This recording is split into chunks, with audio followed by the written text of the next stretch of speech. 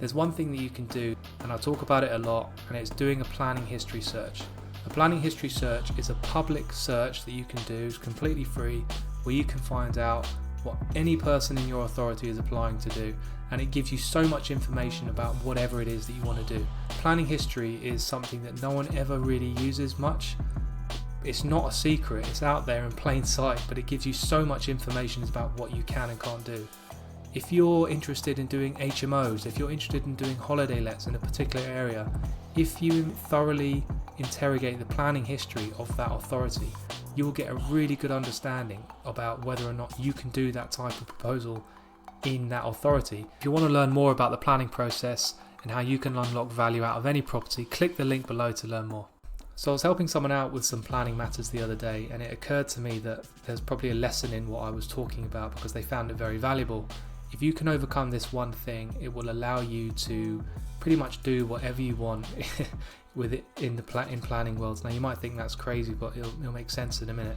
So there's one thing that you can do, and I talk about it a lot, and it's doing a planning history search. A planning history search is a public search that you can do, it's completely free, where you can find out what any person in your authority is applying to do, and it gives you so much information about whatever it is that you want to do.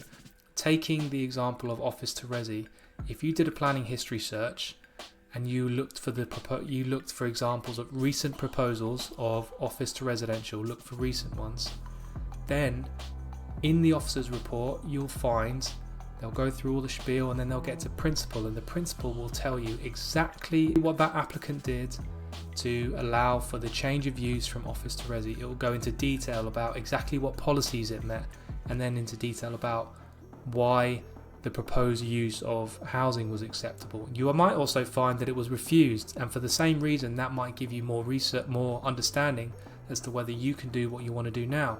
So planning history is something that no one ever really uses much. It's not a secret, it's out there in plain sight, but it gives you so much information about what you can and can't do.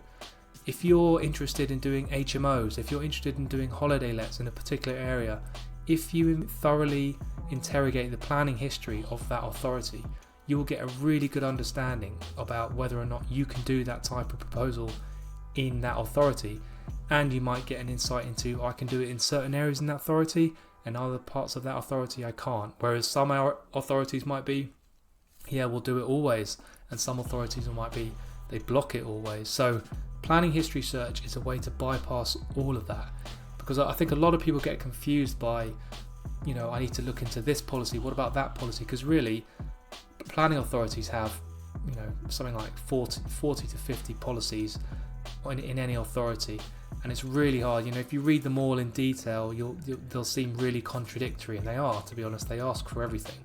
So the planning history is really where you get to see how the council really uses those policies, because what you'll find is that they will either ignore certain policies, or they'll give certain policies more prevalence in certain instances that you may have missed in your research before.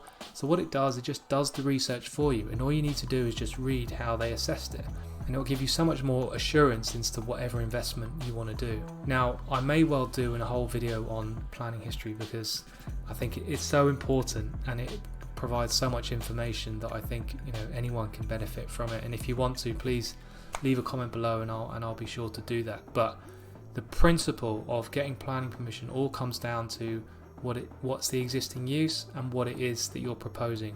Once you get over that issue, the secondary matters of design, impacts on your neighbours and things like that, size of units, that can all be kind of figured out.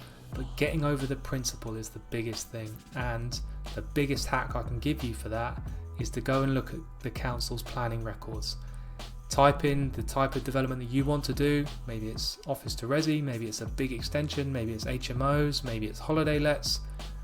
Whatever it is, just type it in, look for recent decisions, and look to see how that council has decided them, and in each instance, why did they grant them and why did they refuse them? Because you might think, oh, they grant it all the time, okay, cool, I can do it.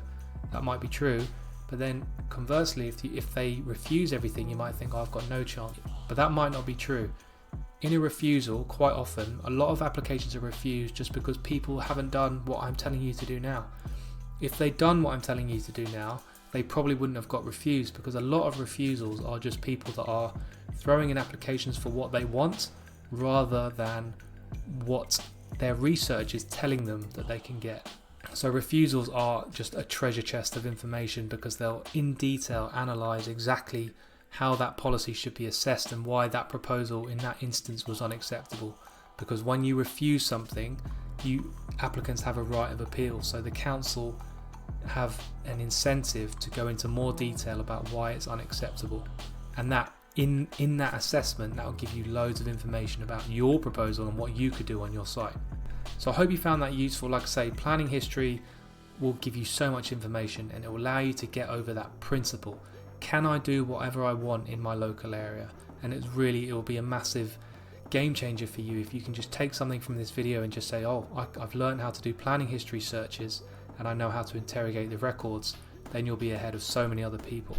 And if you want to learn more about how to learn more about the planning system so you can unlock the value out of any property, or understand the development potential, or just understand how a council ticks and how they assess applications, why do they assess applications a certain way? I was a planning officer for years, and in that time I got to understand how it all works from the inside, because when I was a consultant advising people, I always wondered, but when I spent my time in the council, I realised how the planning system really works. So if you want to learn more about that process, click the link below and you can start to learn more, and I'll see you on the other side.